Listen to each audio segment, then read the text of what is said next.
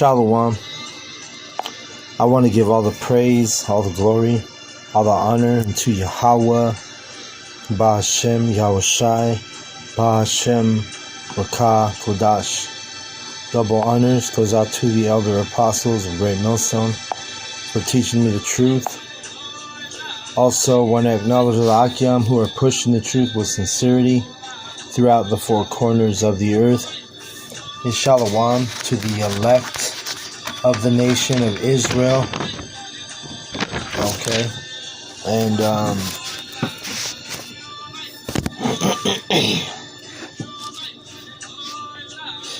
let me see. This is Shabai from GMS Denver, and I'm just trying to really figure out which chapter I want to go in on here. So Salakia. You know what? I'm going to read 24, the Proverbs, chapter 24. It says, starting at the top, "Be not thou envious against evil men, neither desire to be with them.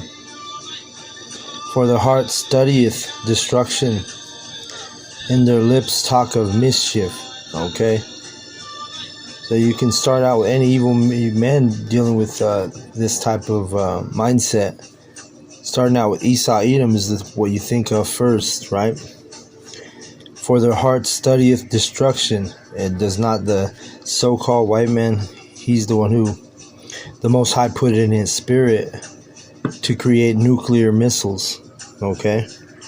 And he had to study, right? He had to go into breaking down atoms and different things to when he came up with that technology that the Lord Yahweh gave him. You watch that movie Oppenheimer. They had to learn how to split an atom and things like that. So this is what these evil men really is going into Esau Edom, right? He literally studieth destruction. When they show you, when you watch that movie Oppenheimer, which is based on Robert Oppenheimer, right? The dude that he was the scientist, the American, which he was actually Amalek, but he created that nuclear or that atomic bomb with, he represented Babylon, America when he completed that wicked device, which was the atom bomb. Eventually they upgraded that technology, made it more destructive through nuclear. A nuclear bomb is more severe and more destructive than an atom. But it shows you in that movie, he's like a professor, so you study, you gotta study. And even in the movie, he was he had it showed you in one part of the movie in the beginning, he was teaching. Salakia, let me change this damn music. Thought I had it on repeat here with the. So here we go. So anyway, it shows you in that movie. You watch Oppenheimer. He had he talks to one of the other teachers, and he's like, "Oh yeah, I have a lecture today." And it's, "Oh, you got a class?" And he's like, "Oh no, it's just a lecture, one-on-one." But the point being is, he had one student that he was they were studying. At the end of the day, they were studying to create this nuclear missile, to create these atom bombs. Which that's why it says, "For their heart studieth destruction, and their lips talk of mischief." All right, and it goes into Isaiah 54:17. It tells you, "No weapon." 16. "Behold, I have created the smith that bloweth the coals in the fire, and that bringeth forth an instrument for his work, and I have created the waster to destroy." So the modern day smith is the scientist. All right, and a smith was like a blacksmith, someone who made weapons in the ancient. So the modern day blacksmith would be your scientist, who create the technology. They have the technology to bring forth weapons of mass destruction. See, That's why it's called the waster. So let's go back to Proverbs 24 and verse 2. Verse 3. Through wisdom is an house builded, and by understanding it is established. Okay? And the house that's being built by wisdom is this, the house of David, also known as the elect, also known as the 144,000, which are the leaders of that house of David, right? The prophets, the teachers. And it tells you in Psalms 127 and 1, it says, a song of degrees for Solomon. Except Yahweh build the house, they labor in vain that build it. Except Yahweh keep the city, the watchman waketh but in vain. So if Yahweh isn't, if you're not honoring and teaching according to sound doctrine, then your house is going to crumble. Whatever house you build. When you're, another word for house would be like a church, right? We're the church. The men are the church. So unless Yahweh is, unless you have the true doctrine, which Yahweh is going to build that house with true doctrine. He's going to have the men who hold the true understanding, the true sound doctrine. You have Israelites that are teaching, the Israelites, they're still teaching Israelites, but they go off on certain areas. And those type of groups are not going to be able to sustain themselves during the times that we're coming into. A lot of these Hebrew Israelites that are out there, teaching for their own glorification instead of, glorifying Yahweh Bashem Yoshai there, that's not of the Most High. And those groups and a lot of these alphabet camps, these Israelite camps, they're going to get taken down. The Lord's He's going to bring that church down. And that you're building, it says right here, they labor in vain that build it. Meaning it's useless if you're not coming with 100% sound doctrine, which the men of GMS, starting with our elders, hold this knowledge and hold this truth 100%.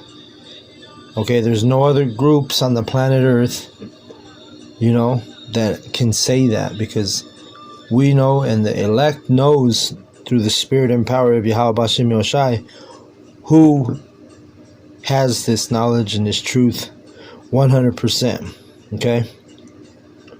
And if you're of that number, if you're part of that hopeful elect, you'll be able to decipher and discern, meaning recognize, when a group is going off. Or, we don't even need to speak about pagan Christians, because even the groups of the Israelites that go off are better off than Christians when it comes to the understanding, at least, right?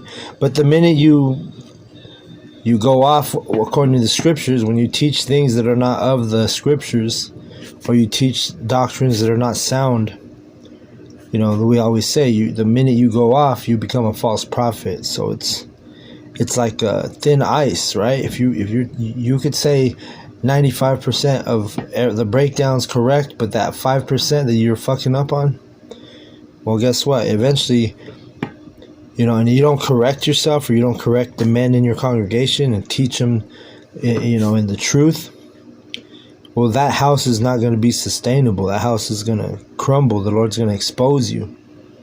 Like you've seen him doing this already there have been several examples, okay?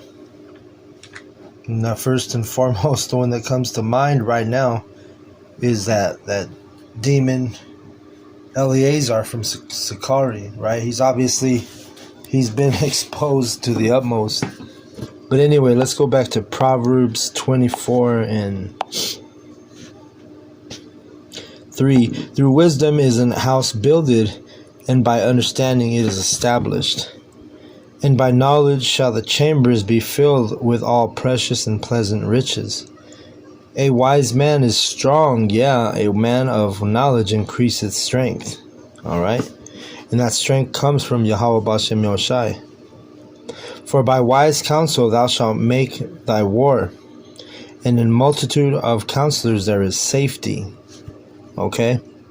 And the war, because hey, we know that there's going to be war in heaven. The angels, Yahweh Shai. But if you're not teaching sound doctrine, you're going to be part of that destruction. You're not going to be on the right side of the battle. Wisdom is too high for a fool. He openeth not his mouth in the gate. Right? So a non-believer, you get a non-believer, and that's what fool means. It means you don't believe. And it doesn't mean you don't believe in God or you don't believe in... Well, it does mean that, but what it is it says wisdom is too high for a fool. So you like these pagan Christians, they're fools too, because they say, oh, we believe in God, but they don't understand it according to knowledge, right? They have, especially the Israelites, tells you in Romans 10:2 that they have a zeal for the Most High, but not according to knowledge. So that would be considered a fool. And you're not able to open your mouth in the gate. What's the gate? The gate represents the entrance, right? Like when you enter into somebody's, if they have a fence and a gate, you got to go through the gate to get into, access the front yard or whatever, right? Or go to their house. You have to access that gate, and that's why the prophets are likened unto the gate. The true prophets, it's a metaphor for the gates. So you really, if you don't have knowledge and you don't have sound doctrine, it's hard for you to open your mouth in the gate, meaning it's hard for you to talk or speak against, or you can't come in and teach the Lord's prophets, right? The Bible. Because the Lord's dealing with his Holy Spirit is dealing with certain men, and you fools, you non-believers, you really have, there's nothing you can say. It'd be like me, because I have limited experience or limited knowledge when it comes to being a mechanic. I'll use that example, right? I mean, I can do basic things, but there's things that I'd have to Google or YouTube. If I wanted to fix something on my car on my own, I'd have to Google it, right? But you got the man who's a mechanic, he does it every day. Then guess what? He's able to, I'm sure they still Google things, right? But for the most part, if you're an experienced mechanic and you've done, the job, repetitively, then guess what? You're not, but that's how this truth is. We're basically that experienced mechanic. You can't come up into the gate and think you can teach the true servants of the prophets of Yahweh Bashem Yahushai. So that's why it says wisdom is too high for a fool. He openeth not his mouth in the gate. I'm not going to go into, the mechanic's shop and start telling him how to build an engine, right? In the same fashion, but our people are, sottish, and they're hard-headed. So even though this is a true proverb, they'll still come in and that fool will come and try and open his mouth in the gate, and then we just use the scriptures to give him a spiritual ass whooping, right? So that's the point, though. That this wisdom is too much for you, fool. You non-believers, you don't hold no weight when you want to come and debate or talk the scriptures with the true servants. It's better. That's why it says in the scriptures, just better to just be more ready to listen, okay, instead of going to the camp and thinking you can, drop some knowledge to the true teachers of Yahweh Bashem Yahushai. All right, what is that verse that says? I think it's Ecclesiastes 5, maybe. Yeah, right here. Keep thy foot when thou goest to the house of the Most High, and be more ready to hear than to give the sacrifice of fools, for they consider not that they do evil. Okay? So these people who are non-believers, these fools, they don't even realize that they're doing evil. because that's an evil thing to like. If you don't know better, and really, if the Lord gives you a sound mind and body and spirit, you kind of already know, like you would be foolish to walk up and just start blabbing at your mouth when you're amongst the true teachers. And even if let's say you don't believe the men are the true teachers, but still, it's always good to listen to somebody speak before you just go in and, like it says here, give a sacrifice of a fool. You see, and you got a lot of people that they don't have that type of wisdom to just listen first, even if you think you know something, even if you think you're on a higher level or whatever. But like a true wise man, he's going to enter a conversation, but he's going to listen first before you start running your mouth, What's that one verse?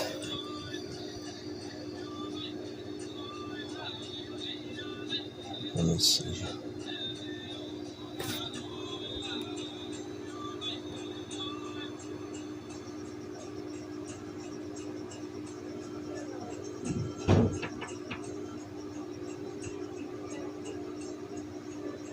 Bear with me real quick. I'm looking up a scripture, looking up a precept. Tell you.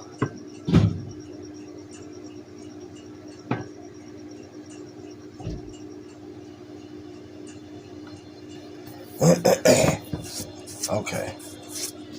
So we can go to Sirach, aka Ecclesiasticus.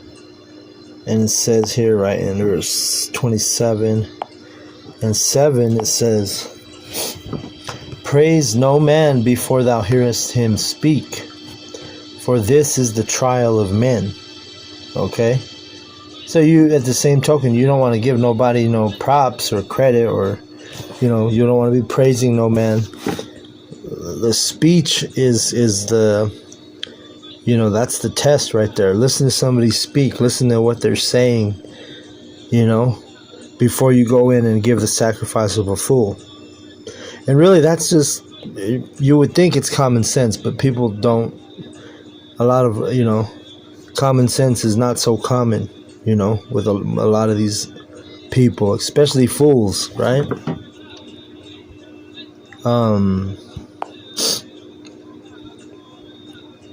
Proverbs 24, verse,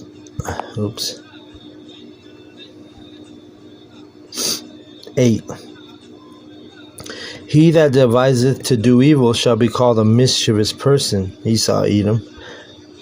"The thought of foolishness is sin, and the scorner is an abomination to men. If thou faint in the day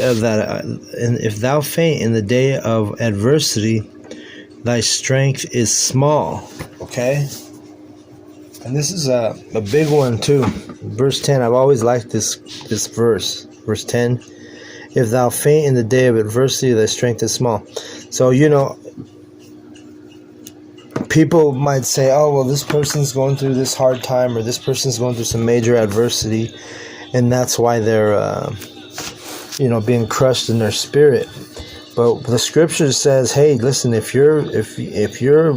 something happens to you, and you have like no ability to handle it or deal with it, and you crushes your spirit, it takes you in a spirit of depression, or a spirit of suicide jumps on you, things like that. That's what this is talking about. Listen, Yahweh breaks it down. He's like, yo, and this is King Solomon proverb, if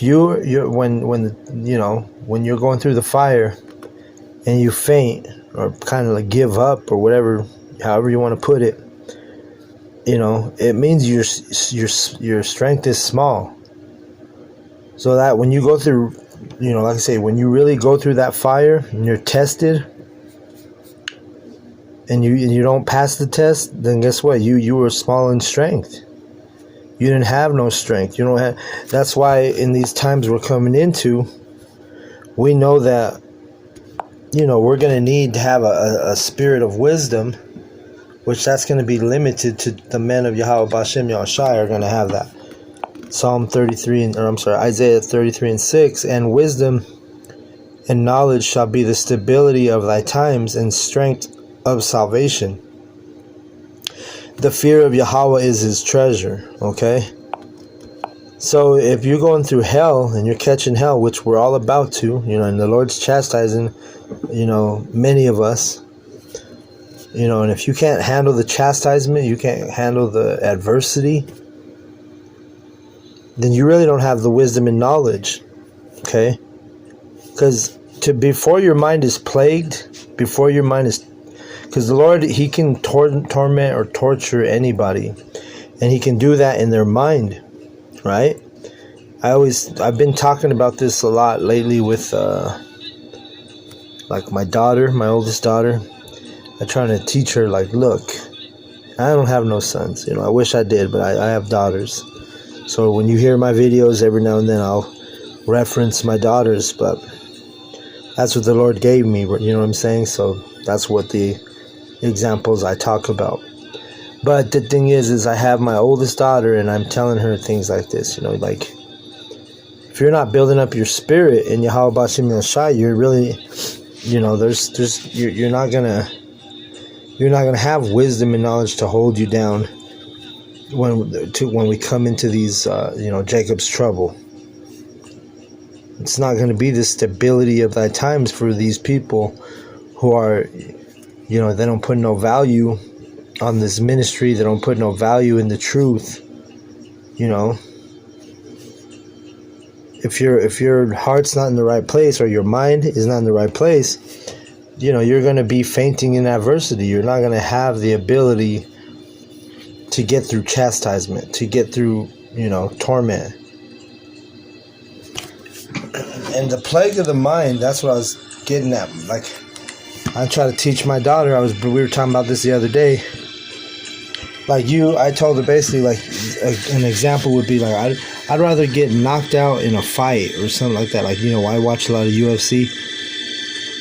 You rather would get knocked out in a somebody just straight knock you out or whatever, right? Then have that kind of infliction on you, than have torment of the mind, Let me see.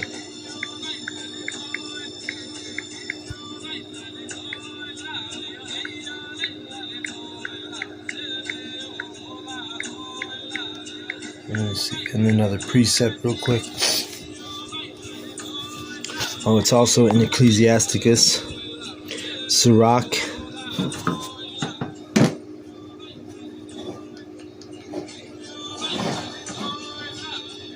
So this one's going to be in Sirach, also known as Ecclesiasticus 25:13. It says, "Give me any plague but the plague of the heart, which is the plague of the mind, and any wickedness but the wickedness of a woman."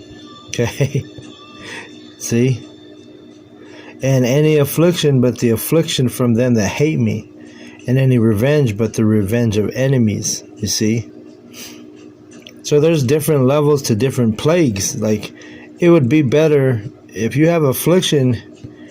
Yeah, we all got to go through affliction, but if it's coming from someone that hates you, or your enemy, that just makes it that much worse. Or right here it says, "Give me any plague but the plague of the heart," meaning tormented in your mind, tormented in your heart. It makes me think about Nebuchadnezzar.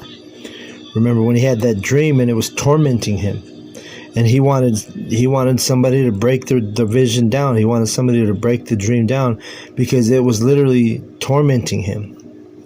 If you've ever been through something that's, giving you adversity in life, sometimes things in life, when adversity comes, you have like, you might even lose sleep sometimes. It's hard for you to sleep because you wake up, you're thinking about whatever it is that's tormenting you.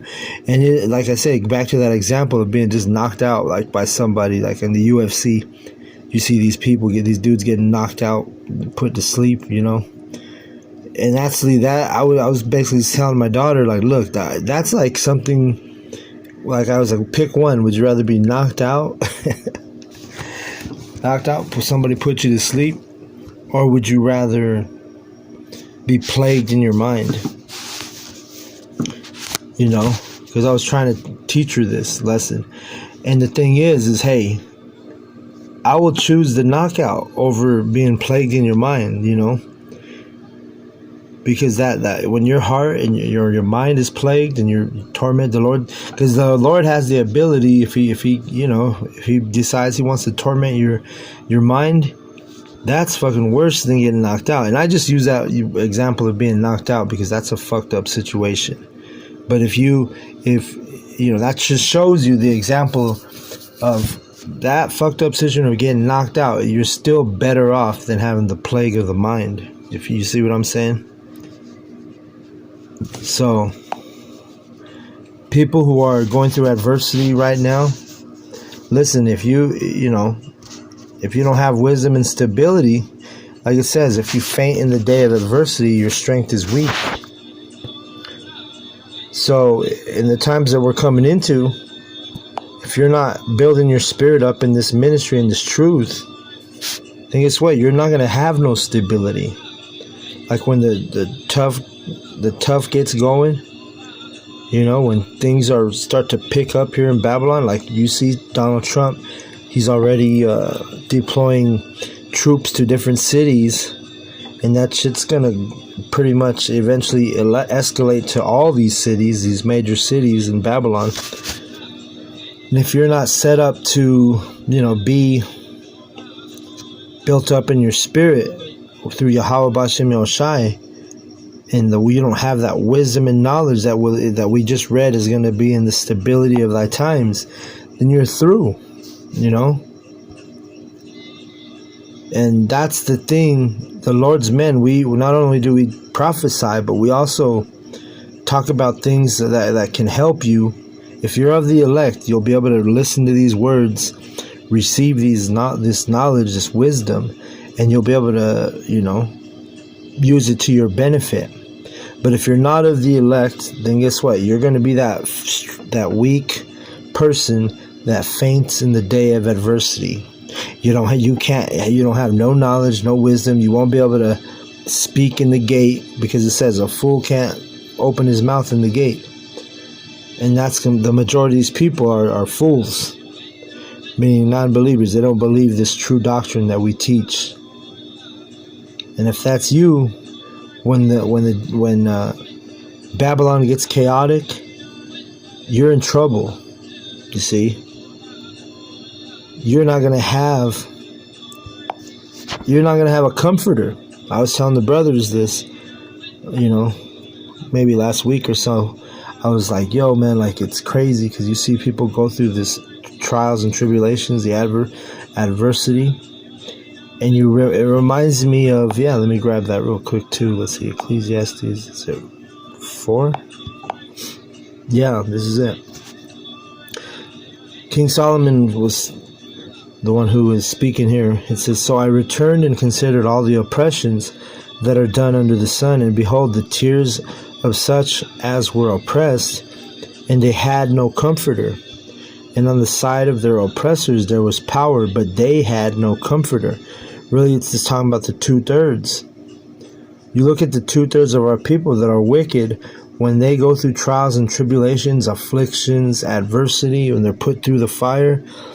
I was like, dang, I told the brothers, you know what, I feel bad for these two. Well, we don't feel bad for the 2/3. Let me take that back. I don't feel bad for them. But we see as being the hopeful elect, we see how the 2/3 are fucked. Because when we go, the elect, the hopeful elect, when we go through our situations and our problems and our trials and, tribulations, guess what? We have this comforter. And that's exactly what it does for us. It comforts us. It's an advantage, brothers. Hopeful elect, I'm speaking to you. You have a comforter, and it's what it is these scriptures,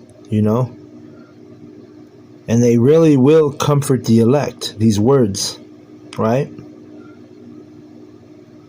But if you're not of that elect number, these scriptures, the Bible, it's useless for you. It really is.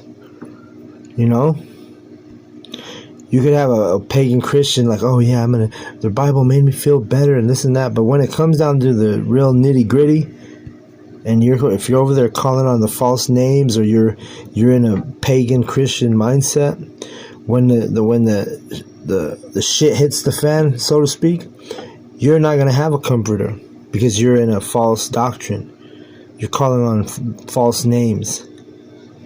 You didn't take heed to the true teachers, to the true prophets of Yahweh Bashem Yahushai. So you're going to be exposed too. You might think you're a pagan Christian. Well, you are a pagan Christian, but you might think that this book is going to work for you. But when it comes down to the real, you ain't going to have the comforter is only for the elect. And the Lord has been showing me that, lately. Okay? So let's go back to Proverbs, and let me see. We'll go a little bit further. This is getting a little late, and I'm going to close this out. Proverbs 24, and let me see, where am I at? Okay.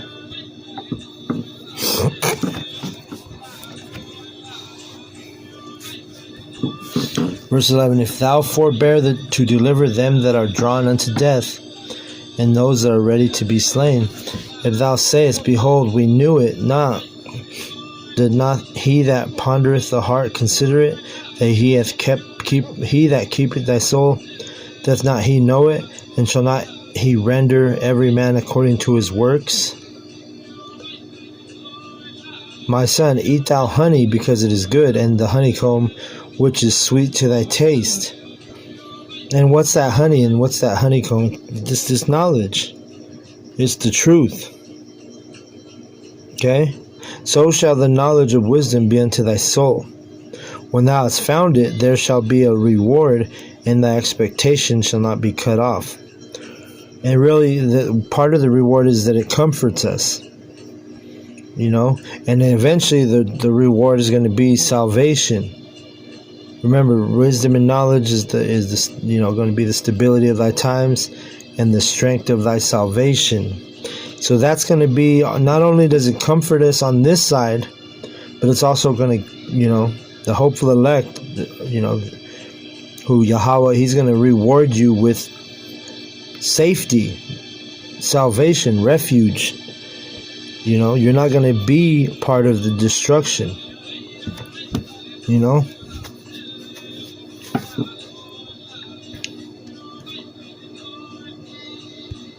Lay not wait, O wicked man, against the dwelling of the righteous.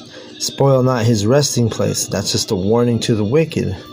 Like, don't fuck with the Lord's elect, What's it say? He that toucheth my anointed, and this is, and I'm tired, but I'm trying to remember that precept. It says something about touch not mine anointed, and do my prophets no harm. Okay. For a just man falleth 7 times and riseth up again, but the wicked shall fall into mischief. So a just man, or a righteous man, you're going to fall 7 times. And remember, we always tell you 7 is the meaning of 7 is completion. So it doesn't mean, 7 times he's going to fall up, but the 8th time he's done. No, 7 means completion. So you're going to fall a complete number of times. But if you're of the elect, you're going to have that spirit to rise up. You're not going to be destroyed. You're not going to be you're going to have strength even in the day of adversity. Okay? The Lord will bring you out of that funk, so to speak. All right? It says, but the wicked shall fall into mischief. Rejoice not when thine enemy falleth, and let not thine heart be glad when he stumbleth. And this part is really talking about your enemy of your own people. Okay? So you see the Israelites, and they fall. We're not supposed to be happy about that, right? Because you got to understand, we were all once Gentiles, carried away into these dumb idols, right? Like it tells you in Corinthians, I think it's 2 Corinthians 11 and 2. Let me see if that's it. 2 Corinthians 11 and 2. No, it's not it. 1 Corinthians 11 and 2. 1 Corinthians 11 and 2. No, 12. It's 12. Yeah. Now concerning spiritual gifts, brethren, I would not have you ignorant. Ye know that ye were Gentiles carried away into these dumb idols, even as you were led. So it's talking. The Apostle Paul was talking to Israelites, telling them, you were Gentiles. Don't forget, you were Gentiles when they carried away, when you got carried away into slavery. And now our people are here in Babylon, America, in slavery, in captivity, and they're in a Gentile state of mind. Okay, but they don't realize that. That's why they worship all these false idols, because unknowingly they're in captivity, worshiping the gods of the heathen, which are idols. Okay, Proverbs 24 and so when it says, rejoice when thine enemy falleth, and not rejoice not when thine enemy falleth, and let not thine heart be glad when he stumbleth. All right, so it's talking about our own people. Like if you see the Israelites, and he could be your enemy, don't be glad for because that's still, at the end of the day, that's still like the 2/3. We talk a lot of shit about the 2/3, but at the end of the day, they're still our people. They're going to be blessed in the kingdom. But you know, it's a righteous thing to not sit there and you know, be overzealous when the 2/3 are struggling. You know, it's not necessarily wicked when you, because we're like our Father Yahweh. We love judgment. When judgment happens, even when it's to the 2/3, hey, sometimes it's like, yeah, that motherfucker deserved it or whatever, right? It says, verse 18, lest Yahweh see it and it displease him, and he turn away his wrath from him, right? So see how the Most High works, man? You look in there, you sitting there, you see the 2/3 fall, or you see your enemy from Israel falling, and you start to rejoice in that thing, and then the Lord's like, you know what, I'm going to, you know, now I'm going to change it, because he's a power of balance. He may have, that's why sometimes, you know, people who are considered 2/3 right now, hey, in Jacob's trouble, you're going to have a lot of people repenting from Israel. And they might be putting on that persona or that character of the 2/3. But if the Lord decided to bring him in the fold, then guess what? You were wrong by saying, you know what, rejoicing in his downfall. But you never knew at the end of the day, he was actually not a 2/3, but he is actually part of the elect, you see? Because there are going to be 2/3 that they look like, they seem like, they smell like, they fucking feel like the 2/3, but then out of nowhere, the Lord's going to put a spirit of repentance on them, and men like that, and they're going to have, you know, they're going to have a place in salvation. So we don't know. That's beyond our authority, you know. But all we can do is guide them. And you know, yeah, we get on the 2/3 a lot, but you know, a good example is Nathaniel, Bishop Nathaniel. You know, you always hear the elders speaking about Bishop Nathaniel, but there's also times when they're like, yo, you know, you'll hear Apostle Tahar say, yo, man, I hope Nate makes it. But then there's also times like, man, you know what, Nate's gonna get fucked up. Fuck Nate, Bishop Nate. You know. Because at the end of the day, you know, Yahweh Ba'ashim Yahushai is the one who's going to decide, you know, who the true elect are. But you know, I'm gonna go ahead and close out on that. You know, I think the point's been made, the lesson's done. So with that, I want to give all the praise, all the glory, all the honor unto Yahweh Ba'ashim Yahushai Ba'ashim Rakah Kodash. The honors goes out to the elder apostles of Great Millstone for teaching me the truth. Also want to acknowledge all the Akim who are pushing the truth with sincerity throughout the four corners of the earth. Shalom to the elect. Shalom.